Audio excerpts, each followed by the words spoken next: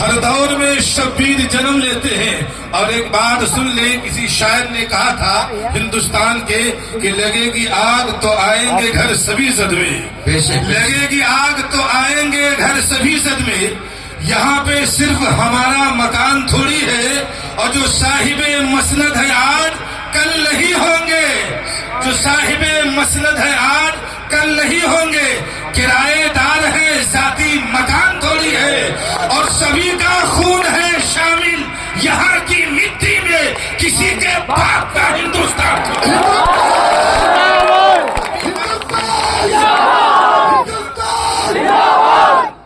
سبھی کا خون ہے شامل یہاں کی مٹی میں. کسی کے باپ کا ہندوستان تھوڑی ہے. اور کچھ بات تو ہے ہم میں جو مٹتی نہیں ہے ہستی.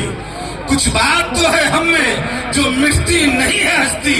صدیوں رہا ہے دشمن دورے جہاں ہمارا. نعرہ تکبیر! نعرہ تکبیر!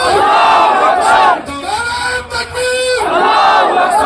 تو مٹ جاؤ گے، نہ سدھرو گے تو مٹ جاؤ گے. اے ہندی مسلمانوں، تمہاری داستاں تک بھی نہ ہوگی داستانوں میں.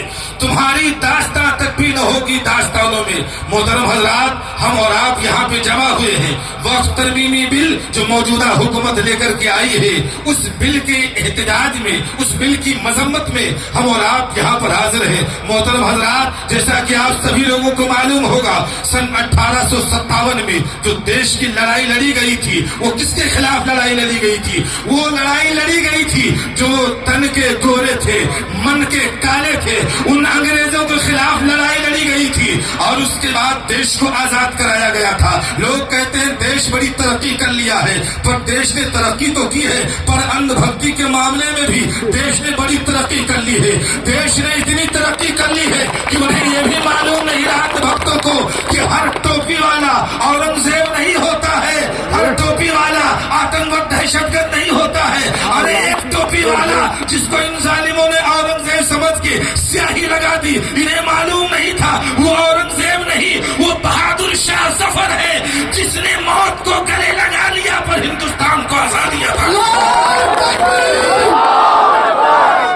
ہندوستان کی جب آزادی کی بات ہوئی، مسلمانوں نے آواز دی دیش کو آزاد کرانا ہے. سبھی لوگوں نے مل کے دیش کی آزادی لڑی. اللہ اکبر! تاریخ کا مطالعہ کرو. حضرت علامہ کفایت اللہ کافی نے جب جہاد کا فتویٰ دیا کہ ان کے خلاف جہاد فرض ہے، اور جب انہیں سولی پہ چڑھایا گیا تو وہ سولی پہ چڑھ گئے دیش کو آزادی کو دلانے کے لیے. اور سولی پہ چڑھتے ہوئے انہوں نے کہا تھا کہ کوئی گل باقی رہے گا، نہ چمن رہ جائے گا، پر رسول اللہ کا دین حسن رہ جائے گا. ہم شاہ نے جہاں مٹ جائیں گے، لیکن یہاں حشر تک نام و نشان پنجتن رہ جائے گا. نعرہ تکبیر! بتا دوں کہ دیش آزاد ہوا. دیش آزاد ہوا 15 اگست 1947 میں. دیش کی آزادی کے بعد میں اس وقت ہندوستان میں جو قابل لوگ تھے، اندھ بھکتوں کا زمانہ نہیں تھا، بڑے پڑھے لکھے لوگ تھے. بابا بھیم راؤ امبیڈکر کی سرپرستی میں ایک تنظیم بنائی جاتی ہے، ایک تحریک بنائی جاتی ہے کہ دیش تو آزاد ہو گیا ہے. اب دیش کے اندر کچھ لوگ ایسے ہیں جو کپڑا پہن کے چلتے ہیں، کچھ لوگ ایسے ہیں جو باپردہ ہو کے چلتے ہیں. یہ دیش ہندوستان ایسا ہے. کچھ لوگ ایسے بھی اس دیش میں ہیں جو ننگے گھومتے رہتے ہیں، کپڑے بھی نہیں پہنتے ہیں. مختلف زمانے ہیں، مختلف رنگ پہننے والے لوگ ہیں، مختلف مذہب کے ماننے والے لوگ ہیں، مختلف عقائد و نظریات پہ چلنے والے لوگ ہیں. ایسا سنویدھان بنایا جائے، دیش کا ایسا آئین بنایا جائے، کانسٹیٹیوشن انڈیا کا ایسا بنایا جائے جس کے اندر ہر مذہب کے چلنے والوں کو آزادی حاصل ہو. ہر انسان اپنے مذہب کے طریقے پہ چل کے ہندوستان کے اندر امن و امان کی زندگی گزر بسر کر سکے. اور تاریخ کا مطالعہ کرو. ہندوستان کا آئین دستور بنانے میں 1 سال نہیں، 2 سال نہیں، تقریباً 3 سال کا عرصہ نکل گیا. اور اس کے بعد 26 جنوری 1950 کو دیش کا سنویدھان بن کے تیار ہوا. اور جب دیش کا سنویدھان بنا تو ہر سماج، ہر قوم کے لوگوں کو اختیار دیا گیا کہ ہر قوم کا ماننے والا، ہر مذہب کا ماننے والا اپنے مذہب کے مطابق ہندوستان میں زندگی جی سکتا ہے. ہندوستان! ہندوستان! یہ سنویدھان نے ہمیں اختیار دیا ہے. آج اس संविधान की बात पर हमला किया जा रहा है, आज उस आईन पे हमला किया जा रहा है। और इन उलमा की मौजूदगी में मैं एक बात बताना चाहता हूँ, लोग ये समझ रहे हैं कि मुस्लिम पर्सनल लॉ बोर्ड ने अपील की है, इतने मुसलमान हाजिर हो गए हैं, इतने नौजवान हाजिर हो गए हैं, इनकी हाजिरी से क्या होगा? हुकूमत ने तो बिल पास कर दिया है, इनके जलसे से क्या होगा? इन उलमा के बुलाने से क्या होगा? बड़ी बड़ी बातें कह रहे हैं। लिहाजा ऐ लोगों, मैं तुम्हें बताना चाहता हूँ, जरा तारीख पढ़ा करो, नाच नचनियों का चक्कर छोड़ के, जरा इन लोफरों का चक्कर छोड़ के कभी हिंदुस्तान की तारीख पढ़ लिया करो, कभी अपने बुजुर्गों की तारीख पढ़ लिया करो, तो तुम्हें पता चलेगा कि हमारा माजी क्या रहा है, हमारी तारीख क्या रही है। आओ तारीख का मुताला करो। मध्य प्रदेश भोपाल की सरजमीन है और मध्य प्रदेश के अंदर एक ऐसा इलाका है, एक ऐसा जिला है जिसका नाम इंदौर है। इंदौर के अंदर एक औरत थी, उसका नाम था शाहबानो।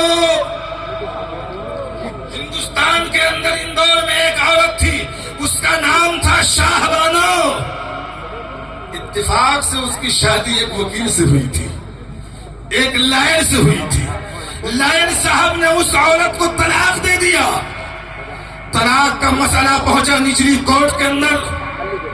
कोर्ट ने फैसला सुनाया, ये औरत जब तक जिंदा रहेगी शौहर इसको खर्च दे, यह औरत जब तक शादी नहीं दूसरी कर ले तब तक इसका खर्च इसका शौहर बर्दाश्त करे। ये हुकूमत ने फैसला नहीं सुनाया, सुप्रीम कोर्ट ने फैसला नहीं सुनाया, निचली कोर्ट ने फैसला सुनाया। शरीयत क्या कहती है? शरीयत ये कहती है जब तलाक दे दे, इद्दत के दिन जब तक मुकम्मल ना हो तब तक शौहर उसका खर्च उठाए। लिहाजा कोर्ट का यह फैसला शरीयत के खिलाफ था। उस वक्त की कोर्ट शरीयत में मुदाखिलत कर रही थी। मसला पहुंचा हाई कोर्ट जबलपुर।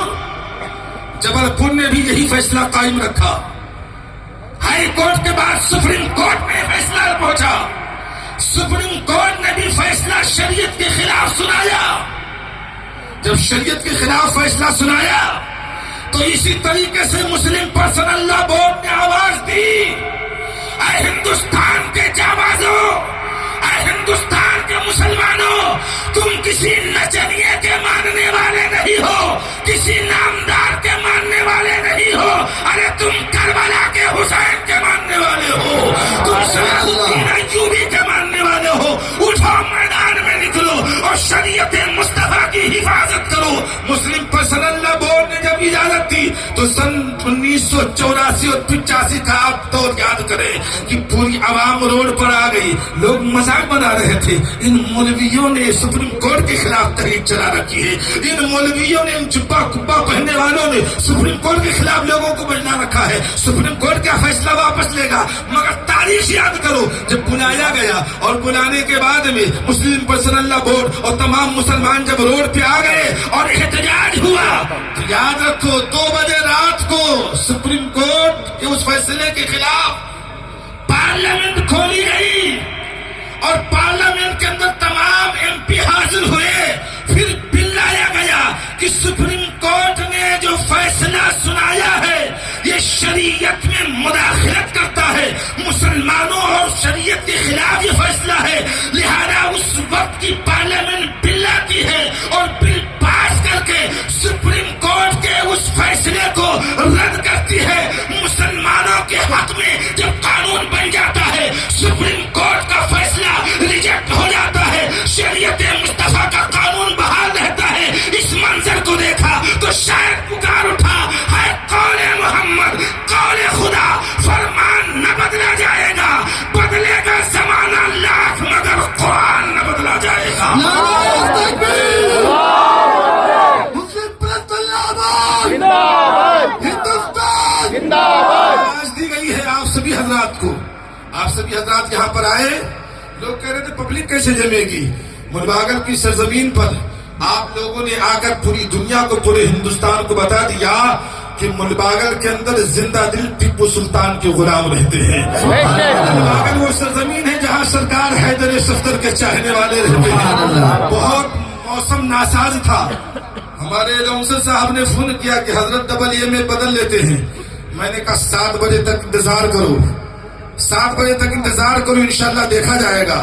मैंने कहा ये प्रोग्राम कव्वाली मैदान से कैंसिल हुआ, पहुंचा बड़े मकान। बड़े मकान से सब लोग मिलके यहाँ लाए झूले के मैदान में।